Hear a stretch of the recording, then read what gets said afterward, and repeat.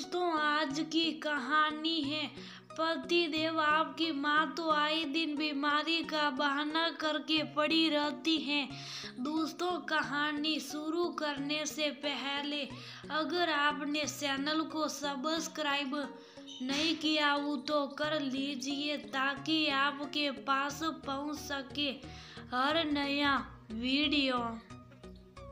कितनी खुश थी आज सुमेधा जी। आज बेटे का प्रमोशन हुआ है तो बीमार होने के बावजूद भी अपने हाथों से रसोई में जाकर उसकी पसंद का खाना और खास हलवा बनाने में लगी हुई थी। आखिर उनके बेटे सुजय को उनके हाथ का बना हुआ हलवा बहुत पसंद आता था। बचपन से जब भी वह बहुत खुश होता था तो माँ से हलवा जरूर बनवा कर खाता था। हलवा बनाकर बर्तन में निकाल कर अभी रखा ही था कि बाहर कार के हॉर्न की आवाज आई। सुमेधा जी ने फटाफट जाकर दरवाजा खोला तो सामने सुजय की पत्नी भव्या, उसकी मम्मी मधु जी और छोटी बहन सुनीति थी। सुमेधा जी को सबको एक साथ देखकर बड़ी हैरानी हुई, पर वे बोली कुछ भी नहीं। इतने में सुजय भी कार पार्क करके आ गया और आते ही सुमेधा जी के गले लग गया। सुमेधा जी ने सुजय को बहुत बहुत बधाई दी और उसके बाद सभी को अंदर ले आई। सभी को हॉल में बिठाकर सुमेधा जी फटाफट रसोई में गई और सबसे पहले घर में काम करने वाली कमला को सभी को पानी सर्व करने के लिए कहा। सबको पानी सर्व करने के बाद वे अपने हाथों का बना हुआ गर्मा गर्म हलवा एक कटोरी में डालकर सुजय के लिए ले आई और एक चम्मच में हलवा लेकर सुजय के मुंह की तरफ बढ़ाते हुए बोली, बेटा आज बहुत खुशी की बात है। जो तेरा सपना था आज वो पूरा हुआ। बहुत मेहनत की थी तूने इसके लिए, इसलिए आज मैंने तेरी पसंद का खाना बनाया है और देख खास तेरे लिए ये हलवा बनाया है। ले मुंह मीठा कर। इसमें पहले कि सुजय कुछ कहता यहाँ वो हलवा मुंह में लेता भव्या बीच में बोल पड़ी, अरे मम्मी जी ये क्या कर रही हैं आप? सुजय ये नहीं खाएगा और खाना बनाने से पहले कम से कम पूछ तो लेती। हम लोग तो बाहर पार्टी करके आए हैं।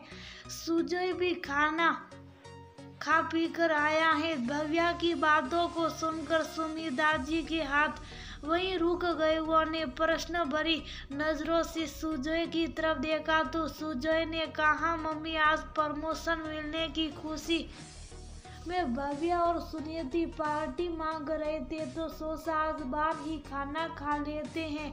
सुनकर सुमेधा जी कटोरी लेकर वापस रसोई की तरफ जाने लगी तो सुजय ने रोक लिया। अरे पर मम्मी हलवा लेकर कहाँ जा रही हो? मेरे पेट में इतनी तो जगह है कि मैं आपके हाथ का बना हलवा खा सकता हूँ। जब तक आपके हाथ का बना हुआ मीठा मुंह में नहीं जाएगा तब तक लगेगा ही नहीं कि कुछ करके दिखाया है। और सुमेधा जी के हाथों से कटोरी लेकर 2-3 चम्मच हलवे के फटाफट अपने मुंह में रख लिए। ये देखकर सुमेधा जी की आत्मा तृप्त हो गई। वहीं भव्या सीट गई। उस समय तो भव्या कुछ नहीं बोली, लेकिन रात को कमरे में भव्या इस बात पर सुजय से बहस करने को तैयार हो गई। जब आते समय सुनिधि ने आपसे कहा कि चलिए जीजाजी गोलगप्पे खाते हुए चलते तो आपने क्या कहा कि मेरे पेट में बिल्कुल जगह नहीं है, लेकिन ये अपनी माँ के हाथों का बना हुआ हलवा खाने के लिए पेट में जगह बन गई। यही कदर है मेरे परिवार की। भव्या की बात सुनकर सुजय को भी गुस्सा आ गया तो उसने कहा, मैं तुम्हारे परिवार के साथ ही पार्टी करने गया था जबकि मेरी माँ घर पर ही थी। तब तुम्हें इसका ख्याल नहीं आया था? माँ ने बीमार होते हुए भी मेरे लिए हलवा बनाया। ये नहीं दिख रहा सिर्फ 2-3 चम्मच हलवे के खा लिए तो उसमें क्या गलत कर दिया? माँ तो खुश हो गई ना। अच्छा तुम्हारी माँ की फिक्र है लेकिन मेरी बहन के इमोशन की कोई फिक्र नहीं। अरे इतना तो तुम्हारी माँ को सोचना चाहिए था कि इकलौते बेटे बहू हैं तो उन्हीं की खुशी में खुश होने, लेकिन नहीं, बीच बीच में अपनी टांग जरूर अड़ाती है। दोनों अपने कमरे में बहस कर रहे थे और ये बातें बाहर सुमेधा जी को सुनाई दे रही थी।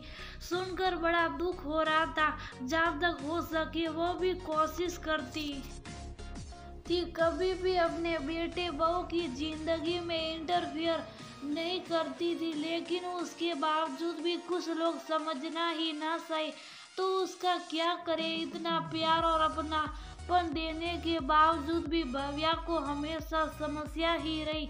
यहाँ तक कि समधन जी भी उसके साथ होती थी, लेकिन कभी अपनी बेटी को नहीं समझाती थी। जब भी कोई बात होती भव्या यही मुद्दा उठाती, इकलौते बेटे बहू हैं, कुछ तो माँ को भी ख्याल रखना चाहिए, हमारी खुशियों के बारे में सोचना चाहिए। पर नहीं, उन्हें तो खुद से ही फुर्सत नहीं। आए दिन बीमारी का बहाना लेकर बैठी रहेगी और फालतू के खर्च करते रहेगी। अभी पिछले महीने की बात है, भव्या ने घर पर किटी पार्टी ऑर्गेनाइज की थी। उसकी सारी सहेलियों को बुलाया था, पर उस दिन कमला के घर में जरूरी काम आ गया तो वो काम पर नहीं आई। बस फिर क्या था, भव्या ने सुमेधा जी को काम करने के लिए कह दिया तो 3 लोगों का खाना बनाना अलग बात है, लेकिन इतने लोगों का नाश्ता आखिर उनसे कैसे बनता,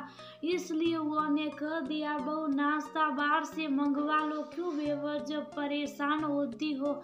उनकी बात सुनकर भव्या बोली, अरे मम्मी जी, मैं आपकी इकलौती बहू हूँ, क्या आप मेरी खुशी के लिए इतना भी नहीं कर सकती। आपके इकलौते बेटे की पत्नी की खुशी आपके लिए कोई मायने नहीं रखती।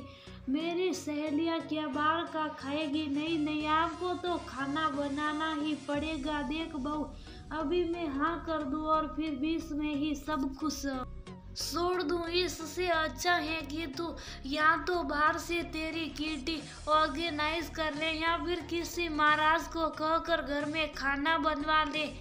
इतने लोगों का खाना तो मुझसे नहीं बन पाएगा। जब सुमेधा जी ने साफ साफ शब्दों में कहा तभी भव्या बहुत नाराज हुई थी। हालांकि उसने अपनी किटी बाहर रेस्टोरेंट में ऑर्गेनाइज कर ली, पर 3 दिन तक सुमेधा जी से बात तक नहीं की। कुछ दिन बाद भव्या की किसी सहेली की शादी थी। उस दिन सुमेधा जी की तबीयत सुबह से ही थोड़ी खराब थी। जब शाम को सुजय घर आया तो भव्या शादी में जाने को तैयार थी, तो सुजय ने कहा, अरे पर माँ की तबीयत खराब है, ऐसे में हम कैसे जा सकते हैं। भव्या जानबूझकर हम सुमेधा जी को सुनाते हुए बोली, अरे थोड़े बहुत तबीयत खराब है, अभी फिलहाल तो सब ठीक लग रहा, और वैसे भी कमला घर पर ही है। भला माँ जी अपने इकलौते बेटे बहू को क्यों रुकेगी। आखिर उनकी इकलौती बहू की खुशी की बात जो है। आखिर सुमेधा जी क्या कहती, उन्होंने सुजय को जाने के लिए कह दिया। भव्या और सुजय शादी में रवाना हो गए। वो लोग अभी शादी में पहुंचे थे ही कि आधे घंटे बाद ही घर से कमला का फोन आ गया कि सुमेधा जी की तबीयत बहुत ज्यादा बिगड़ गई। फोन रख कर सुजय फटाफट भव्या के पास गया और बोला, हमें अभी इसी समय घर निकलना होगा, माँ की तबीयत बहुत ज्यादा बिगड़ गई है। सुनकर भव्या का मुंह बन गया, लेकिन बोल भी क्या सकती थी, इसलिए सुजय के साथ घर रवाना हो गई। घर आकर देखा तो सुमेधा जी अपने कमरे में निडार सी पड़ी हुई थी। सुजय उन्हें लेकर फटाफट हॉस्पिटल गया तो पता चला कि उनका बीपी लो हो गया था। जब बीपी नॉर्मल हो गया तो 2 घंटे बाद हॉस्पिटल से डिस्चार्ज कर दिया गया। सुमेधा जी अब पहले से थोड़ी बेहतर थी। सुजय सहारा देकर कमरे लाया और लेटा दिया। इधर भव्या भरी बैठी थी। उसे तो ऐसा लग रहा था जैसे सुमेधा जी नाटक कर रही है। भला 2 घंटे में ही कैसे तबीयत ठीक हो गई। अब वो इस बात का हार या पार का फैसला चाहती थी, पर संजय के सामने नहीं। दूसरे दिन भी उसे सुबह से बस इसी बात का इंतजार था कि कब संजय जाए और कब वह सुमिता जी को दो बातें सुनाए। जब संजय चला गया तो उसने ये भी देखा कि वह ऑफिस गया है या आस पास ही। सीधे सुमिता जी के कमरे में जाकर चिल्लाना शुरू कर दिया, आपको शर्म नहीं आती? आपसे अपने इकलौते बेटे बहू की खुशियाँ भी नहीं देखी जाती? शादी में पहुंचे नहीं कि अपने कॉल करवा दिया। और ऐसी कौन सी तबीयत खराब हो रही थी जो 2 घंटे मैं ही ठीक हो गई? इससे अच्छा तो 2 घंटे इंतजार ही कर लेती। 2 घंटे बाद घर आ ही जाते ना, हम लोग फिर आराम से निडाल होकर पड़ जाती। जब देखो बस अपने बेटे को फोन करके परेशान करती रहती हो। इकलौता बेटा है तो क्या सिर पर सटकर नाचेगी आप? इसकी बात सुनकर सुमेधा जी हैरान रह गई। फिर थोड़ा संभल कर बोली, बहू भला मैं तुम्हारी खुशियों से क्यों परेशान होंगी? मेरी सचमुच तबीयत खराब थी, पर फिर भी भव्या का गुस्सा ठंडा नहीं हुआ और वह जोर से चिल्लाते हुए बोली, अरे सच में तबीयत खराब थी तो थोड़ा सा सब्र कर लेती, इतनी देर में मर थोड़ी ना जाती। जब देखो मेरे पति को फोन लगा देती हो। बस कर बहू, बहुत बोल दिया तूने। अगर तेरा पति मेरा इकलौता बेटा है तो ये मत भूल कि मैं भी तेरे पति की इकलौती माँ हूँ। उससे नहीं बोलूँगी तो किससे बोलूँगी? देखती होगी कैसे। अब यहाँ तो आपका ही रिश्ता रहेगा या फिर मेरा? ठीक है, दरवाजा खुला है, तुम जा सकती हो। अचानक संजय की आवाज़ सुनकर भव्या ने पलट कर देखा तो संजय पीछे खड़ा था, साथ ही उसकी मम्मी और बहन भी। लेकिन अब तो बात निकल चुकी थी, इसलिए भव्या ने रोते हुए अपनी मम्मी से कहा, देखा मम्मी, आपने अपनी माँ के लिए संजय मेरे साथ कैसा बिहेवियर करता है। बस बहुत हुआ, आज तो फैसला होकर रहेगा। या तो ये औरत है इस घर में रहेगी या फिर मुझे।